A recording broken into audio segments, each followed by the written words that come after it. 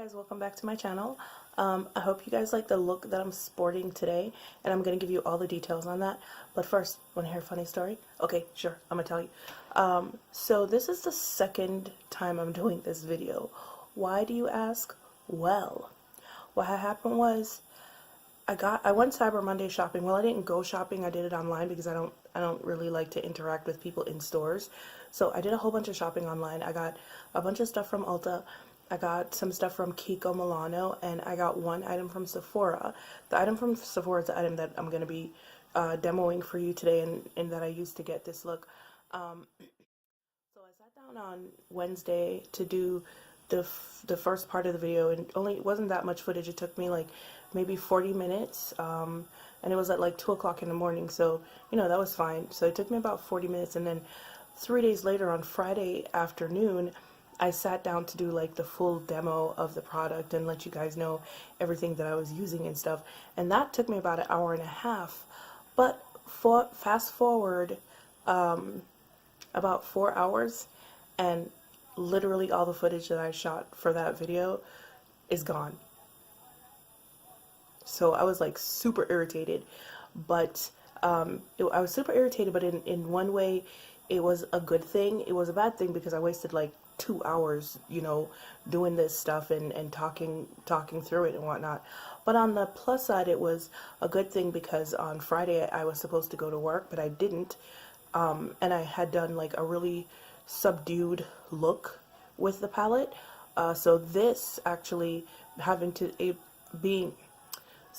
doing this over gave me more of an opportunity to use more of the colors that I would, you know, like rather use on like a daily basis or whatever when I don't have to go into to work. So that was the good part of it. And so tonight I'm going out with a friend. It might be a date. I don't know, because I don't date well, and point in fact, I don't even want to date because like I don't girl well apparently. I'm too straightforward. I am too blunt. So yeah, no, I don't like dating.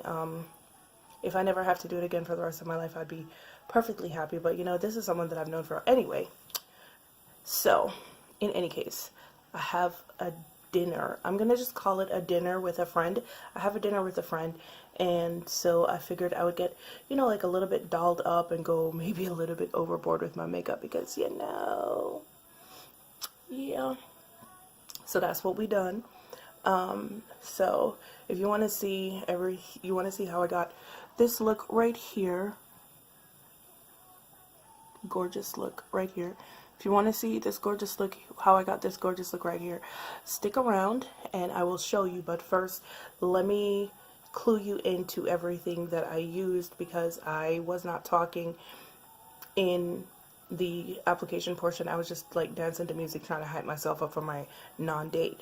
So let me clue you into what I used. I wanted to review is the Kevyn Aucoin Electropop palette. And don't watch my nails, they've been messed up since yesterday and I'm supposed to fix them, but I'm lazy, so yeah, that didn't happen.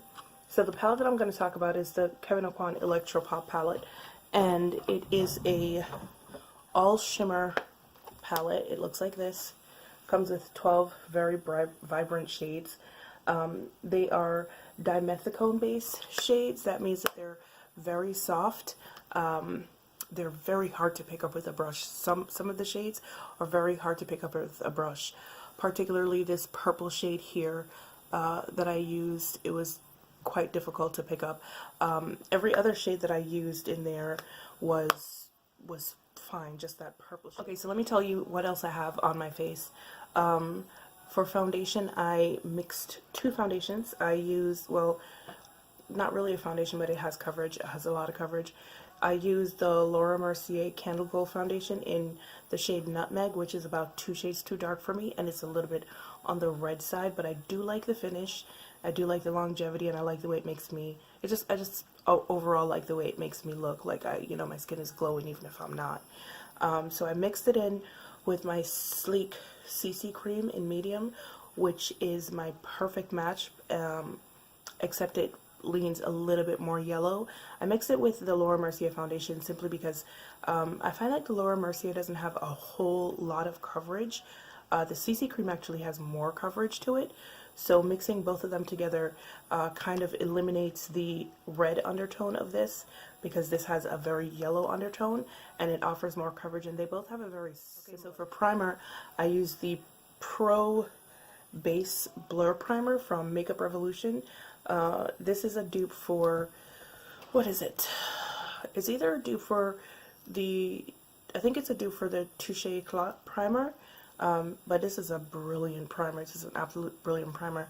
I know that they sell it at Ulta now, and I think it's like $14. I got mine from the UK actually, so I actually paid less for mine than it is at Ulta right now. But this is an absolutely brilliant primer. Like, it keeps your makeup from like straying, but it also adds kind of a glow to the skin at the same time.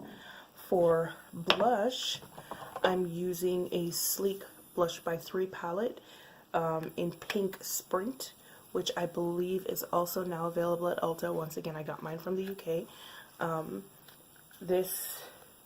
I'm using this middle shade right here, which is vibrant as hell. Just absolutely, an absolutely beautiful shade.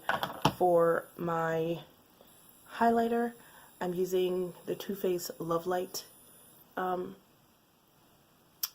prismatic highlighter, and this is in the shade Blinded by the Light, which, you know, you'd look at it and you wouldn't absolutely think that it would do well on brown skin because of that, but it's an absolutely brilliant color. I like these highlighters. These are the kind of highlighters that I like. They're very subtle, but buildable. You can build them up to whatever intensity. For my under eye concealer, I'm using a combination of 2 shades from the Wet n Wild Photo Focus collection. This shade, Dark Cocoa, and Tan. Dark Cocoa is too dark for me, and Tan is a little bit too light, so mixing them together, perfect shade.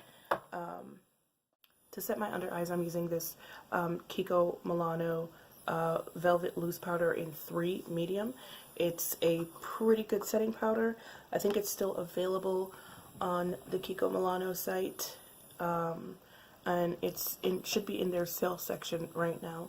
This is what it looks like. This is the medium shade, which is, you know, it's kind of like a dark tan.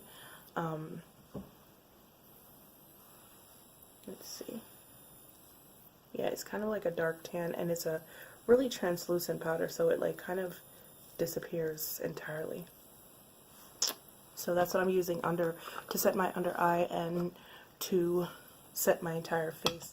And then on top of that, I'm using a Lise Watier Eden Tropical bronzer all over my face. This is what it looks like.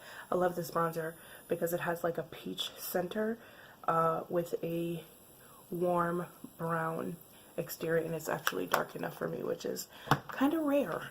So yeah. And finally, for my lips, I'm using the Too Faced Melted Matte Lipstick in Bend and Snap. This color is a bomb. Although I hate these lipsticks because I find them to be super duper drying.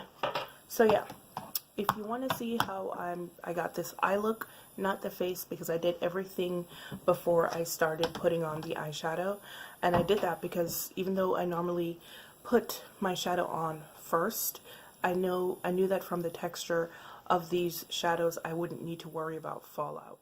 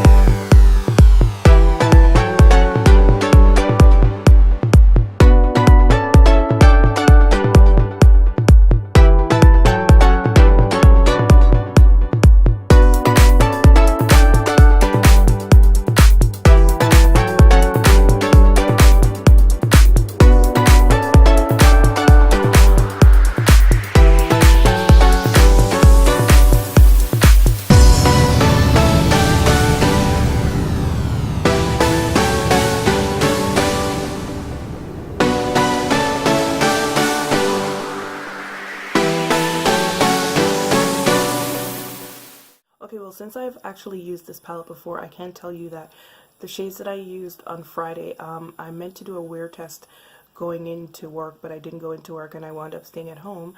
But the shadows didn't actually suffer any fading. They were just as vibrant when I took them off as when I put them on, so that's good. But these shadows are not for novices. Like, if you are new to makeup, you're gonna have a very, very hard time using these colors, because especially trying to use a brush with them, because like I said, they're dimethicone based. They're very, very, very, very soft and pillowy, and they're kind of creamy. I mean, in fact, they might be a little bit too creamy, and that's why you have a problem picking them up with a brush.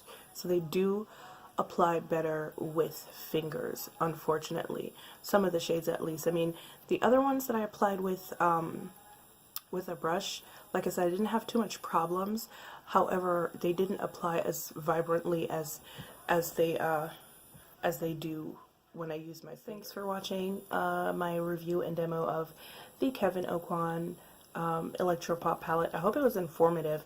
I hope, like, if you were on the fence about getting this palette versus, you know, the Urban Decay Distortion palette or the Wanted palette, the Most Wanted palette by NARS, that it helped you in making a decision. Personally speaking, I got the Kevyn Aucoin palette because I absolutely love the brand, because I loved the man when he was alive, and they're stellar products. I mean, it's a luxury brand.